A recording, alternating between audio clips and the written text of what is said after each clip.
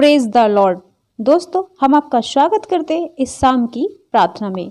और आज मैं आपसे कहती हूँ कि प्रभु यीशु मसीह आपको और आपके पूरे परिवार को इन 2023 में पूरे साल में हर एक खतरे से, मुसीबत से, दुर्घटनाओं से बचा के रखेगा और हर एक बीमारी से, समस्या से और दुष्ट की हर एक योजनाओं से सुरक्षित रखेगा, संभाल के रखेगा और बचा के रखेगा। क्योंकि परमेश्वर का वचन कहता है, दानियल की किताब उसका 6 अध्याय और वचन 16।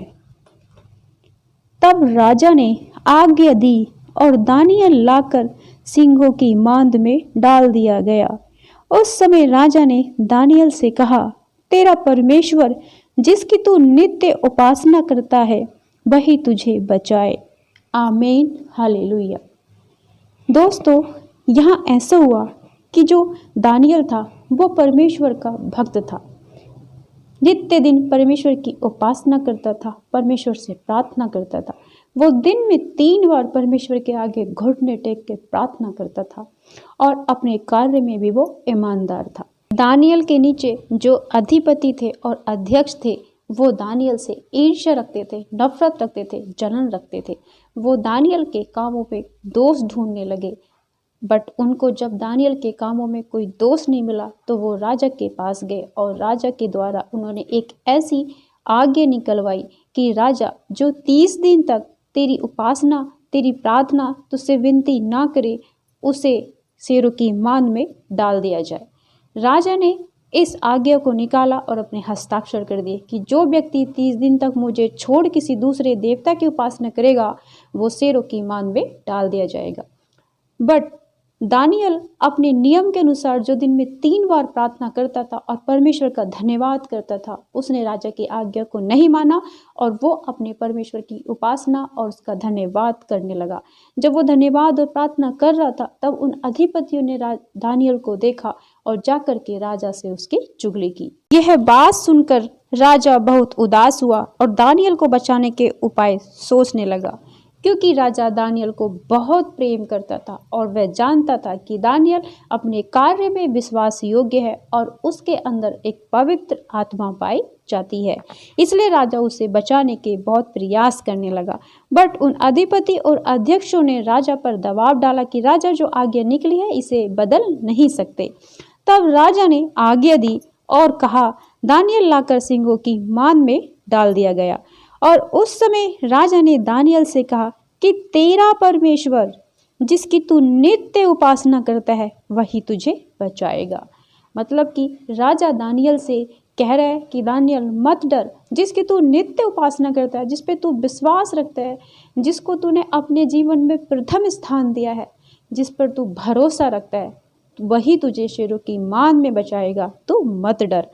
और तब ऐसा हुआ कि जब अगली सुबह हुई तब राजा दौड़ के और उस शेरों की मांद के पास गया और चिल्ला के कहने लगा कि हे दानियल, जीवते परमेश्वर के दास, क्या तेरा परमेश्वर जिसकी तू नित्य उपासना करता है तुझे सिंहों से बचा सका।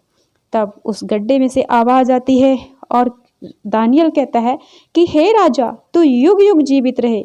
मेरे परमेश्वर ने अपना दूत भेजकर सिंहों के मुंह को ऐसा बंद कर रखा कि उन्होंने मुझे कुछ भी हानि नहीं की। इसका कारण ये है कि मैं परमेश्वर के सामने निर्दोष पाया गया और राजा, तेरे सामने भी मैंने कोई भूल नहीं की। मैं निर्दोष हूँ, मैंने सभी काम विश्वास से किए। तो राजा बहुत आनंदित हुआ और राजा बहुत खुश हुआ और दानियल को शेरों की मांद से निकाला गया। और जिन लोगों ने उसके विषय में चुगली की थी, राजा ने उनको और उनके परिवार को शेरों की मांद में डाला। और जैसे ही शेरों की मांद में डाल रहे थे तो प्रिय मित्रों, शेरों ने उनको उछल के तुरंत पकड़ लिया, उनको मांद के पास भी नहीं जाने दिया और शेरों ने तुरंत ही उनको और उनके परिवार को खा लिया। तो प्रिय दोस्तों, आज प्रभु आपसे और हमसे यही कहता है, ये वचन आपके और हमारे लिए है। हम चाहे किसी भी विपत्ति में हो, दुर्घटना में हो, समस्या में हो, हमें अपने परमेश्वर की नित्य उपासना करनी है, उस पर विश्वास रखना है, उस पर भरोसा रखना है, क्योंकि वह हमें हर विपत्ति से, हर संकट से और दुष्ट की हर चाल से बचाएगा। हमें संभाल के रखेगा, हमें कुछ हानि भी ना होने देगा।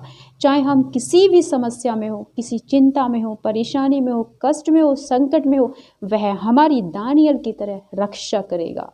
जिस तरीके से परमेश्वर ने दानियल को शेरों की मान से बचाया, उसी तरीके से वो आपको और हमको भी बचाएगा, क्योंकि हम लोग और आप सभी परमेश्वर से नित्य उपासना करते हैं, उस पर भरोसा रखते हैं, उन पे भरोसा रखते हैं, उस पर विश्वास करते हैं और सुबह शाम उससे हाथ जोड़ के अपने विनती और निवेदन करते हैं।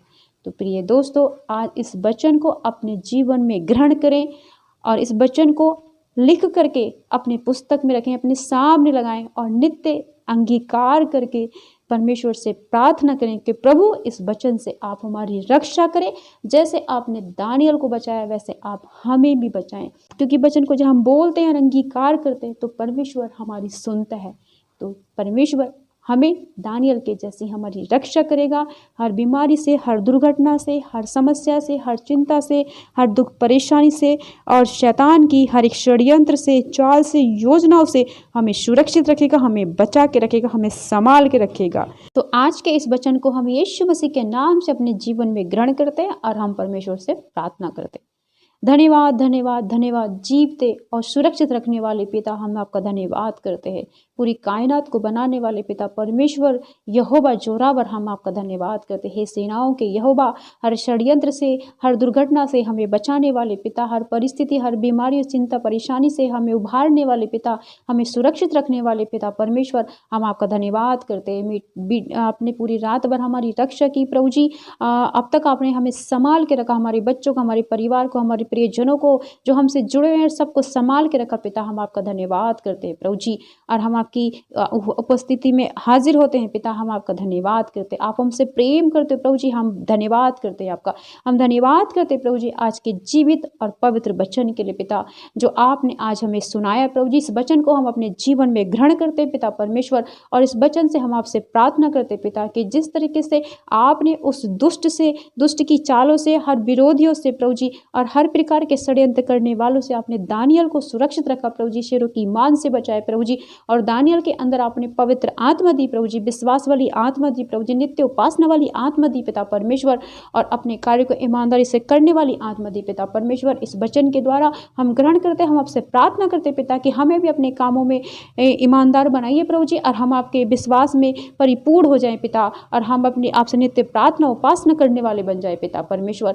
और प्रभु जी, शैतान के हर षड्यंत्र से, हर योजनाओं से, हर प्रकार के दुष्ट से प्रभु जी हमें बचा के रखना पिता। हमें हर दुर्घटना से, हर विपत्ति, संकट से, चिंता, परेशानियों से प्रभु जी हमें बचा के रखना पिता। हम अपने आप को और पूरे परिवार को आपके हाथों में आप समर्पित करते हैं खुदावंद। आप हमारी रक्षा करने वाले पिता, धन्यवाद करते पिता कि आप जीवित परमेश्वर प्रभु जी, हम आपकी हुजूरी में आए, उपस्थित होकर आपसे प्रार्थना, विनती, निवेदन करते हैं पिता, और आप हमारी प्रार्थनाओं को सुनते हो पिता परमेश्वर। आप हमें अपने दाहिने हाथ से संभाले रहते हो पिता, हम आपका धन्यवाद करते प्रभु जी। आज रात्रि में आप हमारे परिवार के और अपने परिजनों की रक्षा करना पिता परमेश्वर, और इस वचन के आधार पे हमें रक्षा करना, हमारी परिवार की सुरक्षा करना पिता।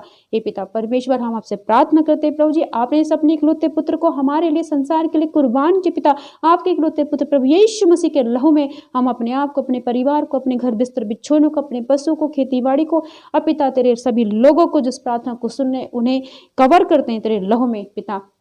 तेरे लहू का बाड़ा अपने घर के चारों ओर लगाते हैं पिता परमेश्वर। अपने सपनों को, अपने विचारों को, अपनी योजनाओं को, अपने कामकाज को तेरे चरणों में समर्पित करते हैं, उन पर भी तेरे लहू को छिड़कते पिता परमेश्वर। शैतान की हर दूसरी चाल से हमारे सपनों को, विचारों को, योजनाओं को बचा के रखना पिता परमेश्वर, और हम आपका दर्शन करने पाए। हम आपसे प्रार्थना करते, विनती करते पिता परमेश्वर, हमारे ख्वाबों में, हमारे सपनों में भी प्रभु आप आए और आप हमें पवित्र आत्मा के थ्रू छुए पिता। आपकी रूह का दुगना मस्सा हम पे, आपके लोगों पे उतरने पाए पिता। आपकी रूह का मस्सा हमें टच करे यीशु मसीह के नाम से। हमारी सारी योजनाएं सफल हो जाएं पिता परमेश्वर, हम अपने कामकाज में सफल हो जाएं पिता परमेश्वर। हम धन्यवाद करते प्रभु जी, हमारे अपने कामकाज को, हमारे बच्चों को, हमारे परिवार को, हमारी खेतीबाड़ी को, सबको आशीषित कीजिए पिता परमेश्वर। हम आपका धन्यवाद करते खुदाबंद। खुदा हम धन्यवाद करते अब दयालु और करुणामय रहम खाने वाले तरस खाने वाले पिता पिता अपने वचन के द्वारा हमारी रक्षा करे प्रभु, अपने लहू के द्वारा हमारी रक्षा करे पिता परमेश्वर, अपने तेरे सारे प्रिय जनों की रक्षा करे पिता परमेश्वर।